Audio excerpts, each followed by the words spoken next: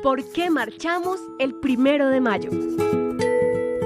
¿Se ha preguntado usted alguna vez por qué se realizan marchas en todo el país el 1 de mayo cada año? Este 1 de mayo conmemoramos el Día Internacional de los Trabajadores. Algunos usan este día libre para descansar, ver televisión, ir al cine, hablar con los amigos, dormir, y otros destinan este día para salir a las calles y a través de la movilización exigir reivindicaciones laborales y sociales a favor de la clase trabajadora y el conjunto de la sociedad. Ellos son los trabajadores organizados en sindicatos, quienes a través de los años han logrado con su lucha conquistas en los derechos laborales tales como una jornada de trabajo de 8 horas, licencia de maternidad, seguridad social, primas de estabilidad laboral, pensiones, cesantías, horas extras, recargos nocturnos y festivos. En fin, la lucha siempre gira en torno a tener un trabajo y un salario justo. Uno de los momentos más importantes en esta historia ocurrió en la Revolución Industrial en los Estados Unidos. En mayo de 1886, un grupo de trabajadores de Chicago, cansado de ser explotado por sus patrones, salió a las calles a exigir sus derechos. Se concentraron en la plaza de Haymarket, donde más de 20,000 personas fueron reprimidas por 180 policías uniformados. Un artefacto explosivo estalló entre los policías, produciendo un muerto y varios heridos. La policía abrió fuego contra la multitud, matando e hiriendo a un número desconocido de obreros. El 21 de junio de 1886 se inició la causa contra 31 responsables. Al final se juzgaron 8.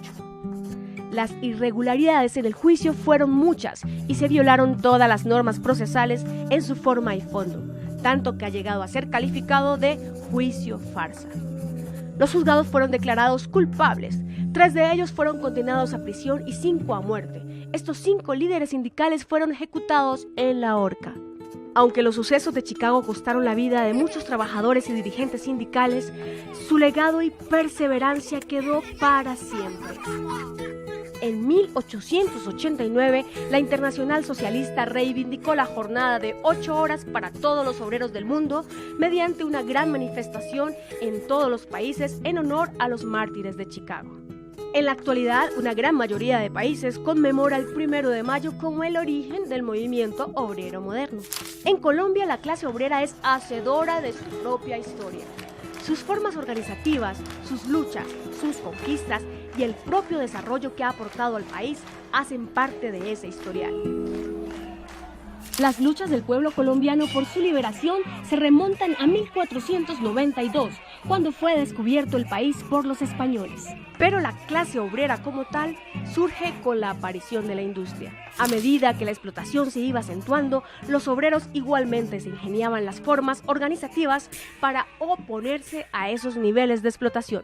Es así como los artesanos de Bogotá, que en 1847 eran la parte industrial más desarrollada, conforman la primera organización sindical de la que se tenga noticia en el país.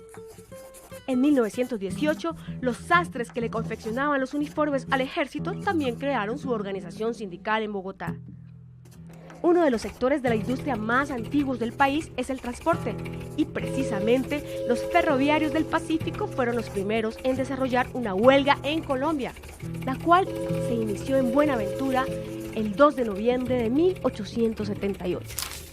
Los trabajadores portuarios también eran un sector importantísimo en el desarrollo del país y realizaron en el Atlántico una de las huelgas más importantes de la época en 1910, y los ferroviarios repitieron su huelga en 1919.